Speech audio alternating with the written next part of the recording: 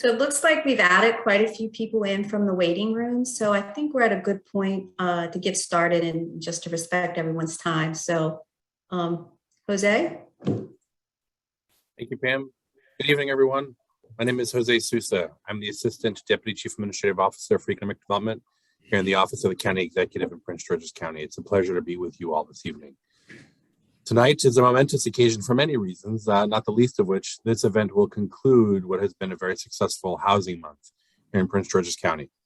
Through a series of virtual policy convenings, informative meetings for prospective developers, nonprofit partners, and residents, we've been able to talk about issues of importance to the county as we reaffirm our housing goals in what we are doing, not just through the work of DHCD, but also led by our DCAO for Economic Development, Angie Rogers. Angie sends her regards. She is double booked this evening, and so in her stead, you get me.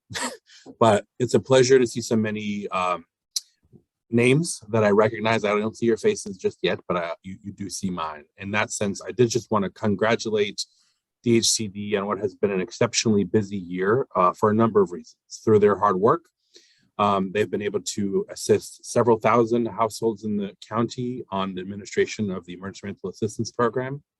In addition to that, they've really done wonderful work and made significant progress on a number of affordable housing preservation goals that we have here in the county. We've been able to highlight some of those achievements over the course of this month through 2 different projects that have come through their office.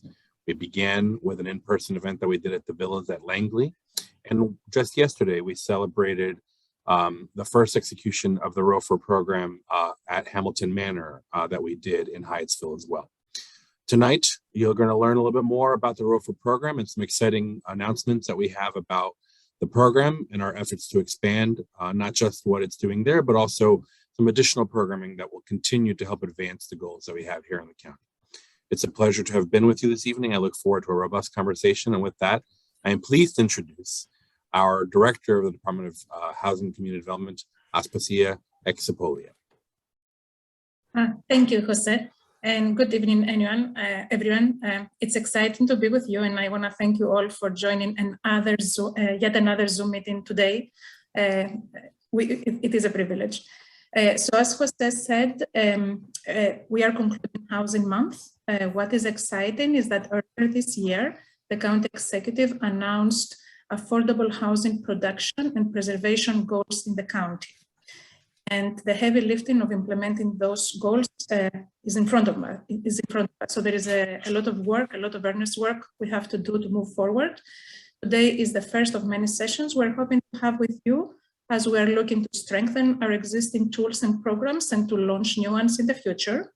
And you have with you tonight the whole department. So when I introduce Pam Wilson, our Housing Development Program Manager that has many years of experience in the county, and Adam Kolikoski, our Senior Underwriter, as well as John Maneval, our consultant, who is working alongside us in all of those efforts. So with that, I want to thank you for joining tonight. I look forward to a very robust agenda, and I look forward to working with all of you as we move forward together in creating and preserving affordable housing in Prince George's County.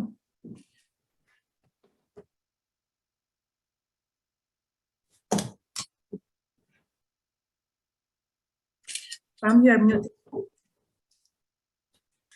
Not a good way to start. Let's start over, rewind. So anyway, good evening, everybody. As Cia said, I'm Pam Wilson. I am the Housing Development Program Manager here at Prince George's County DHCD. And before I get started, just wanted to let you know that we're going to run through the whole presentation. And at the end, we'll take time to address questions that may be put in the chat box, or even, if you want to raise your hand at the end. So if you can just hold that discussion until after the presentation. And also this presentation will be posted on DHCD's website as well as the other site that Jose mentioned earlier.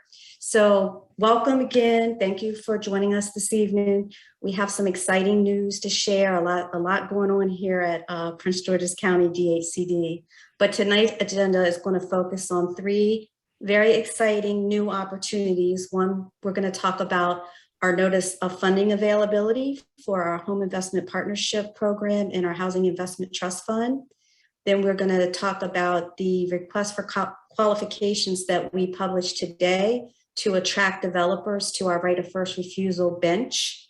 And then we will wrap it up to talk about a new fund called the ROFR, right of first refusal, preservation fund that is officially launching tomorrow. So with that, can you go to the next slide? So for the NOFA, let's talk about that first. So we have a couple resources available to support the acquisition and rehab or the new construction of affordable workforce multifamily rental housing. We have our home investment partnership funds, which many of you know, that's our home entitlement funds that we receive from HUD each year. And now we also have what is beginning to be a robust housing investment trust fund. It's fairly new to us as far as it being capitalized and funded, and it is funded through a percentage of the recordation taxes from the county. And our NOFA will also consider requests for payment in lieu of taxes.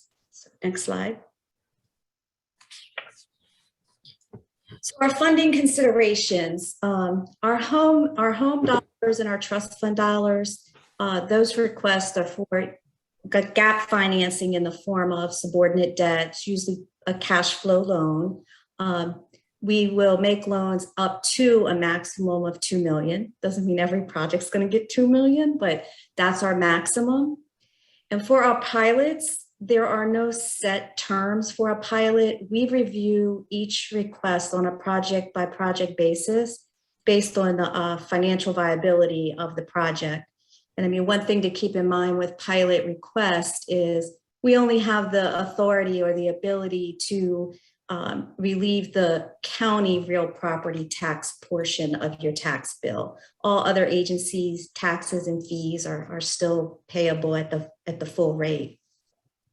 And once we start receiving our applications and reviewing them and deciding on which ones we're going to support, we will determine the appropriate source of county funding, whether it be home dollars or if it's going to be trust fund dollars. And that'll be based on the project needs and funding availability from each one of those sources.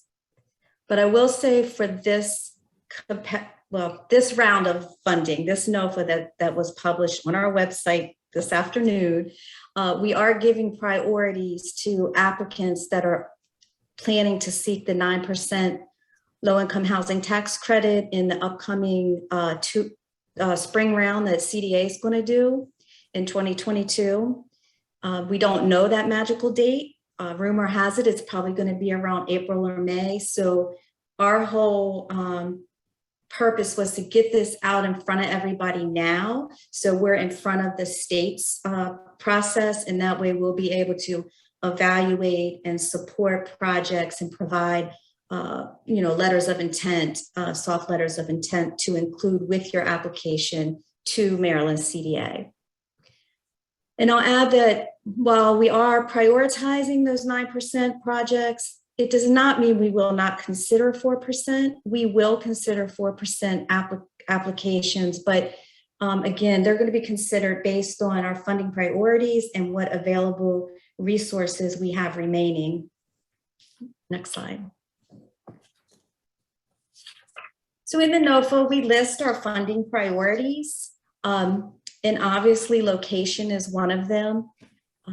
We are going to prioritize projects that are within 1 mile of the blue line or the purple line transit corridor.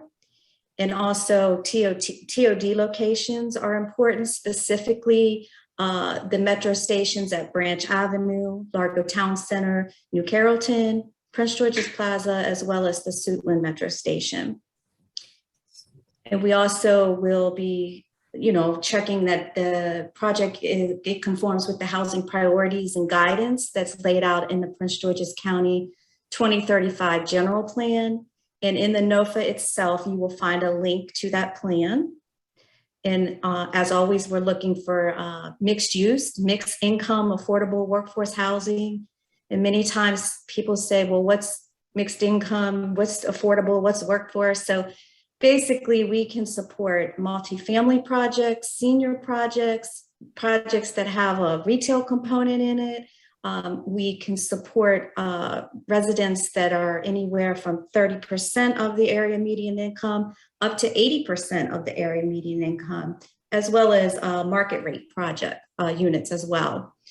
And of course, we want to make sure that the projects include sustainable design, energy efficiency, and green design standards, all of which will be required in the state's funding round as well. So next slide.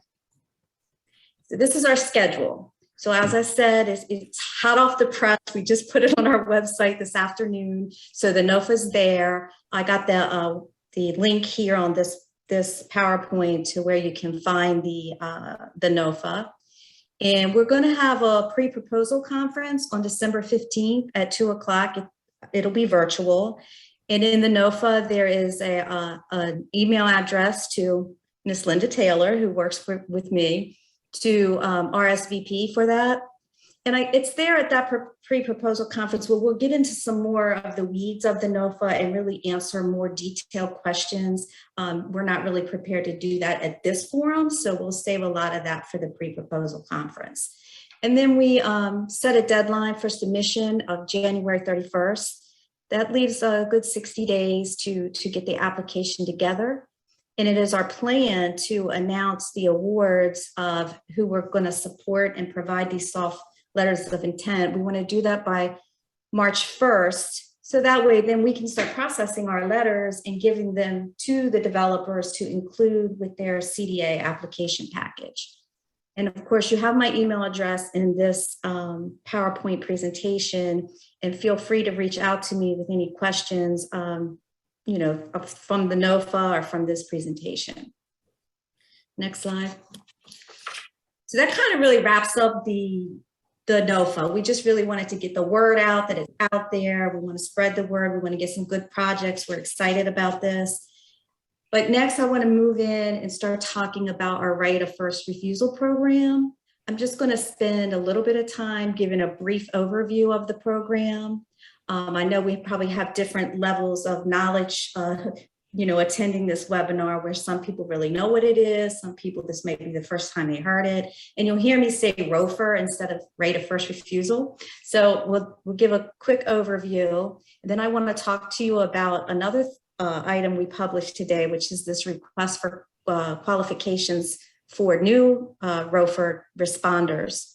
And then I'll be turning it over to our consultant, John Manival, to talk about our brand new ROFR Preservation Fund that's going live tomorrow. So next slide. So just an overview of the ROFR program. There was a county council bill enacted in 2013 that created the ROFR program. And per that bill, it gives DHCD the authority to administer the ROFR program per the code. And the code is very detailed, and you can find the code on the county's website.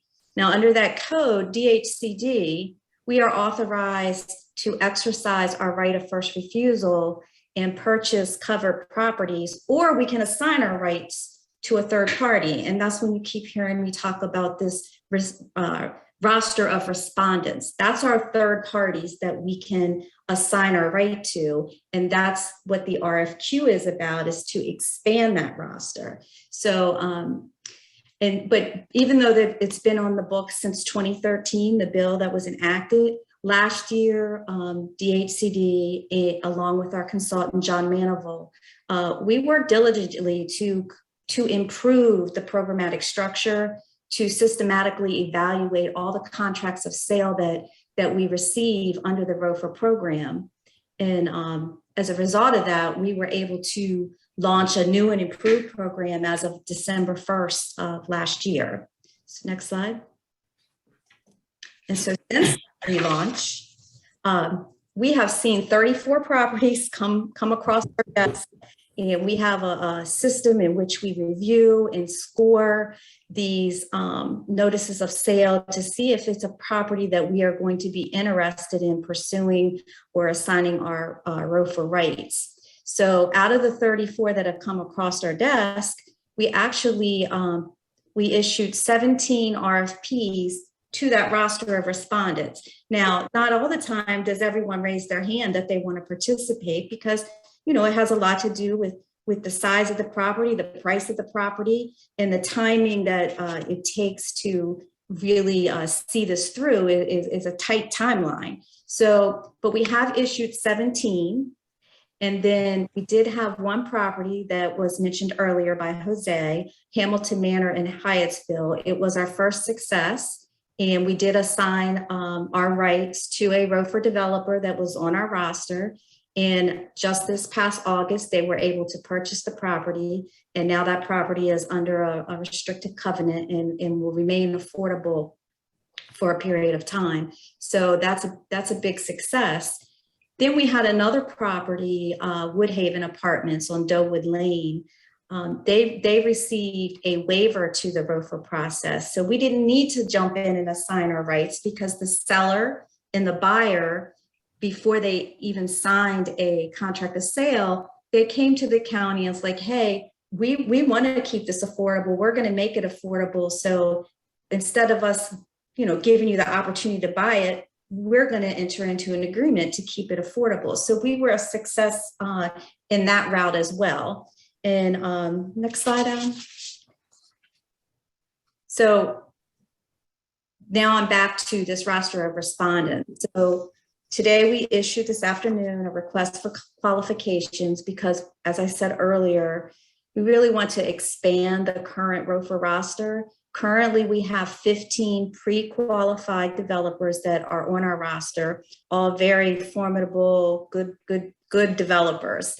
But now we're going to seek additional responses from qualified nonprofit and mission-driven for-profit developers that have a strong, affordable rental housing track record, and they can show that they have experience in acquiring, owning, operating, rehabbing, and developing rental housing with affordability covenants attached to it. And I know there's probably some of those developers on this webinar now that are currently on our list, and we are not expecting them to resubmit their qualifications. They will remain on the list. Our main goal is to expand it so there's more opportunity to really exercise our rights and preserve this existing naturally occurring affordable housing that's out there. So next slide. So if your firm or your organization becomes one of our respondents, you know, your responsibility is basically you need to stay up on the code and be very familiar with the terms and the conditions. You will be required to review those ROFR packages that we submit as an RFP. So you can determine if it's something that you're interested in. And then of course, if we assign our rights to a developer, we kind of then step aside, because it's the developer's responsibility during that given time frame to do all the evaluating, the due diligence, securing their financing, and then ultimately going to closing on that property. We've had a very good relationship with the 15 developers that are on our roster. You know, they've worked with us, they've given us feedback, you know, they've helped us to improve design and implementation. So, you know, we really look forward to expanding that bench and making things even better than they are. So next slide. And this schedule is the same as our NOFA, you know, so we don't get bored over here at DHCD. We'll have plenty of work to do. So we issued this today as well. The deadline for this submission is also January 31st, just like our NOFA. And we would like to make notifications to the developers that are going to make our list by March 1st. And again, this is going to be on the website. It is on the website right now. And again, I'm available by email if you have any questions. I basically work from home, so email is the best way to get in touch with me. And I think with that, I'm going to turn it over to John to talk about the ROFR Preservation Fund. Thank you, Pam. Great job. Lots going on at Prince George's County DHCD. And I'm happy to be here tonight to provide everyone with a overview of the next enhancement to the right of first refusal program that the county has been operating. As Pam indicated, the program was relaunched just about 1 year ago, and the uptake of the program and success of the program has led the county to explore and now implement its first financing incentive directly associated with the program. Specifically, the county has set aside $15 million over a 3-year period for $5 million a year to capitalize what is called the ROFR Preservation Fund. And this is a fund that will provide flexible and targeted financing, expected to be subordinate loans, to assist with the acquisition of properties that are acquired by ROFR developers under the ROFR program. So this is a very specific targeted use of funding. The source of this funding is state and local relief funds that have been dispersed or are being dispersed under the American Rescue Plan, the stimulus act that Congress passed earlier this year in the spring. This fund is launching tomorrow officially. There is a term sheet which describes the program that has been posted to DHCD's website, which is listed at the bottom of the page. The fund is, as I noted, very specifically targeted to this program for ROFR developers that are acquiring properties. And to really drill into that a little bit more, the way the program works, as Pam described, is the county receives notices of pending sales of multifamily properties, 20 units or more. And as she noted, over 30 such notices have come to the county over the past year. If the county decides to act on a property that's offered for sale, it will either put out a normal notice with the developer roster, or if the county determines that it is a property that is eligible for the ROFR Preservation Fund, it will also notify the ROFR developer roster that this is a particular property the county is willing to accept a request for funding through the ROFR Preservation Fund. The most critical screening element associated with the property is that it has to be located in a qualified census tract. And for those of you who are familiar with the low-income housing tax credit program, qualified census tracts are designated census tracts in the county defined by HUD on an annual basis. The reason for that priority screening is it's a requirement of the source of capital through the American Rescue Plan. The county is very optimistic that this preservation fund will be able to provide this sort of incentive capital that could make a meaningful difference in a developer's ability to acquire a property under the ROFR program.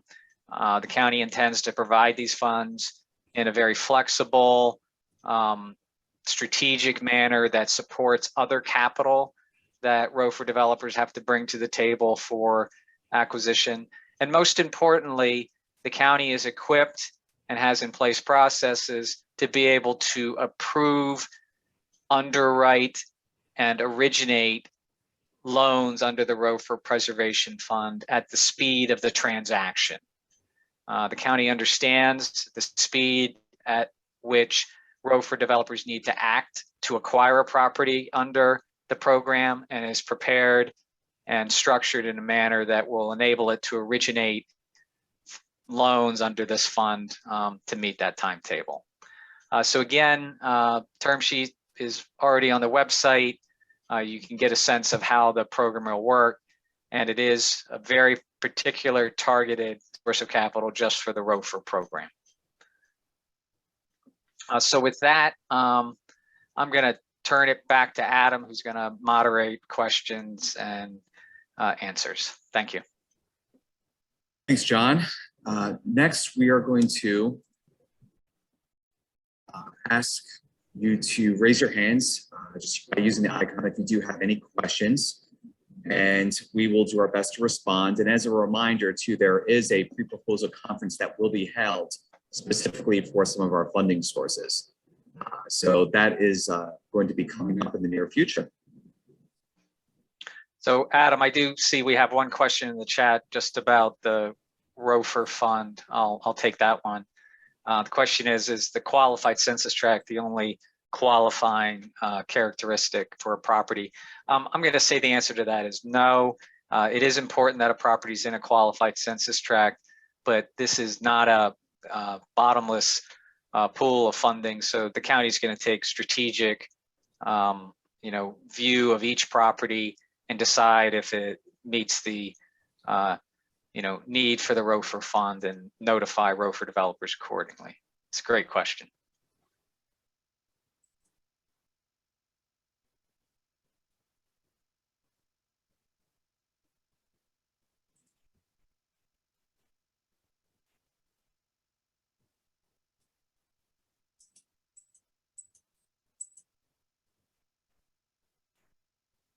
So I don't currently see any hands raised right now with questions. Oh, there is a question from Lisa Griffith.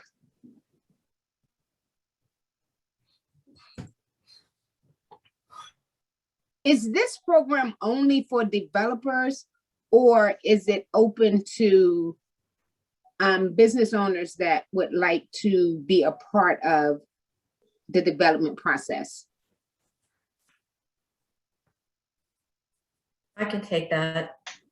So the program, the fund that you've heard about and the program that you heard about is really only available to developers that have a track record of owning and operating affordable housing. So it is limited to developers with that experience.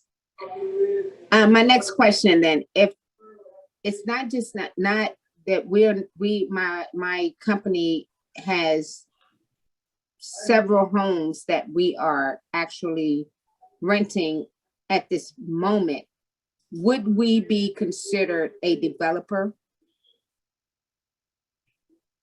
Not just based on that, affordable housing developers have a lot of other things dealing with restrictions and so forth. So just based on what you said, it doesn't sound like it, but I welcome you to take a look at that RFQ so you can have a better idea of what it is we're looking for. Okay, thank you. I will follow up Sure. with an email with you. Thank you. That's fine, thanks. So there are two questions that popped up in the chat. One is about the interest rate on these loans. Sure, I'll handle that. At this point, the county is modeling a 2% interest rate on the preservation fund loans. Other terms are, also very important though, obviously. So as I noted, the county is taking a very flexible approach to structuring these loans. The expectation is they'll be subordinate to one, possibly more senior loans necessary to acquire a property. And generally going to look at these properties on a one-off basis to make sure the financing terms the county is structuring actually facilitate the transaction. And the second question that popped up, is the ROFR Preservation Fund available for use on vacant lots that would be used for affordable housing? I'm going to start that and then pivot it over to Pam because I think this might intersect a little bit with the NOFA. The Preservation Loan Fund for ROFR is very narrowly defined to properties, existing apartment complexes that are being sold. And so the answer for the Preservation Fund to that question is no, but Pam can elaborate how a vacant lot might be a candidate for NOFA funding. Right. So if the vacant property is being purchased to build affordable housing on that lot, and the project is going to go forward and apply for tax credits through the state of Maryland, we would definitely entertain that as part of our NOFA.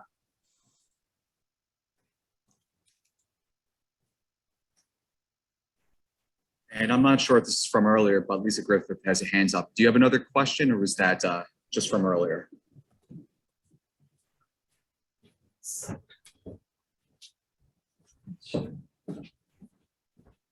Assume it's just from earlier then.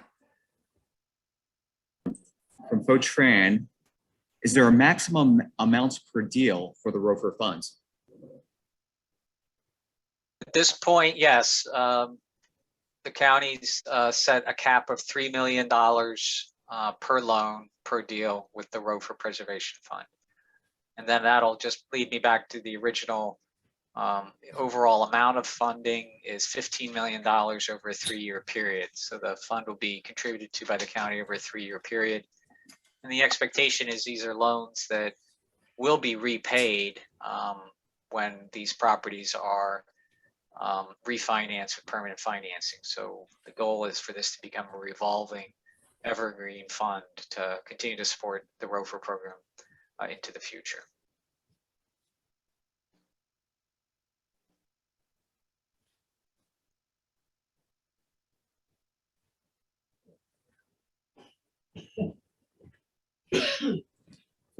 I have a question from Howard Irvin in the chat. Going forward, will the pilot, home, and housing investment trust fund financing still be subject to a county council vote for project funding approval? Very good question. I'll take that. So yes, that is a requirement of our funding sources, that we have to go before county council with each funding source and each pilot request and seek their approval. So for right now, I don't see that changing for the home and trust fund dollars for the pilot.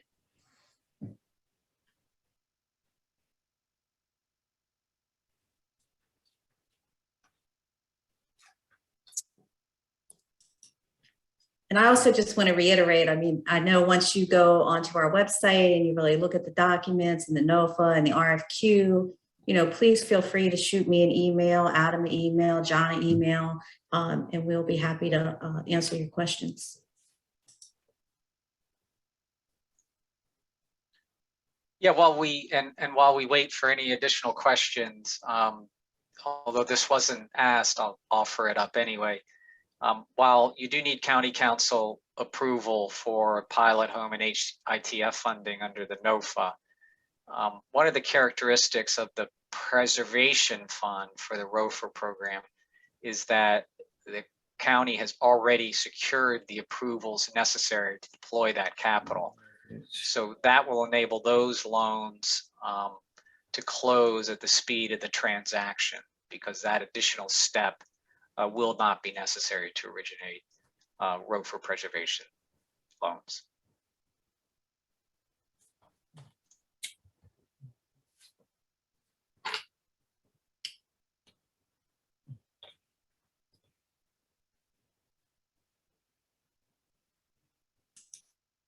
Well, I'm going to say that our presentation must have been very good because we cleared everything as we were going. Adam, one just popped up. I just seen it. It says, but pilot will still require legislation, correct? Yes, for now, yes. Whether it's home funds, trust funds, or preservation funds, if a pilot is going to couple it, for right now, yes, pilot legislation is required. So I think and John might want to elaborate on this, but that's one of the important things when we're working with our ROFR developers is if they are pursuing a pilot, that approval of a pilot cannot be a condition on them closing on their acquisition financing, because at DHCD, we're going to be able to provide a letter of support signed by our county executive, but that ultimate pilot approval has to go before county council. And Pam, I would like to suggest that you give a 2-minute overview about that council approval so people who have gone through our process can get a sense of the time frames. Sure. So For the Prince George's County Council, they're in session for 2 sessions a year. They come in session in the fall as September, and they go out right before right at Thanksgiving.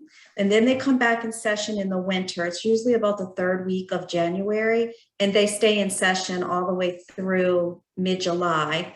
And for us to put something forward for approval or adoption, it's about a 3-month period, because we got to get it into the council, get it introduced on their agenda, and then it goes out to subcommittees for review and discussion. We have some public hearings that have to take place. We have public comment periods that have to take place, especially if it's our federal funds. And so by the time it's introduced till the time it's actually adopted, is somewhere around a 3-month period. So they're out of session during the summer. So like right now, we're working on all the legislation that we want to set forth when they come back in January, but it'll be like, they'll be working on February, March, April. So it's about a 3-month lead time that you have to factor in when you're doing the timing of all these sources.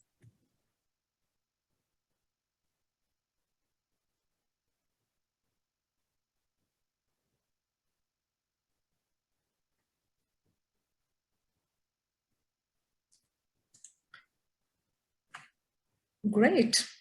So maybe we can give everybody 15 more seconds or 20 more seconds, but it looks like you have addressed all of the questions. And more importantly, everybody has Pam's and John's and Adam's contact information, and you can get in touch with us as often as you need to clarify those questions.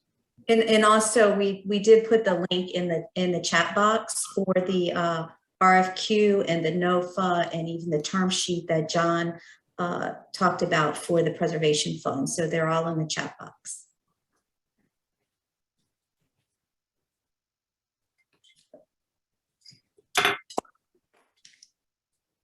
Great. So maybe we will stay on here until everybody logs off in case we have any shy people within our group. But we're glad you were able to join us today, and we're going to stay behind just in case there are lingering questions, just for a little longer. I want to thank all of you for joining.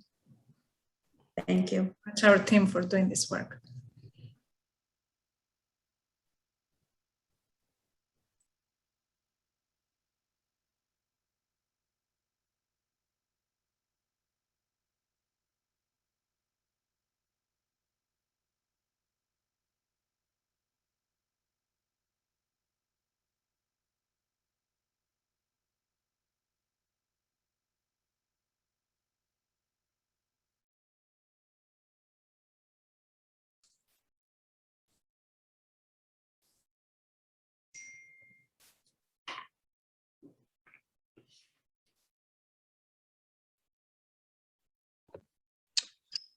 Hi, this is Howard Irvin. I just want to say, Pam, Adam, Aspasia, John, thank you so much for putting on this presentation. And it's really exciting seeing all this stuff out. Look forward to working with the county continually going forward in 2022. Thanks, Howard.